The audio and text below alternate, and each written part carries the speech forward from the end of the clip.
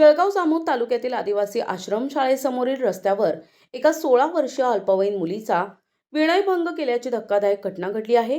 या प्रकरणी जळगाव जामोद पोलीस स्टेशनमध्ये आरोपी विरुद्ध भारतीय न्याय संहिता आणि पॉक्सो कायद्यान्वये गुन्हा दाखल करण्यात आलाय। मिळालेल्या माहितीनुसार 16 वर्षीय पीडित मुलगी 29 डिसेंबरला दुपारी कॉलेजला जात असताना आरोपी अमोल गजानन वसतकार याने मोटारसायकलने येऊन तिचा रस्ता अडविला।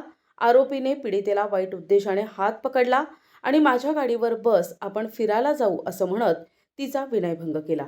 इतकेच नव्हे तर आरोपीने तिला जबरदस्तीने मोबाईल फोन देण्याचाही प्रयत्न केला।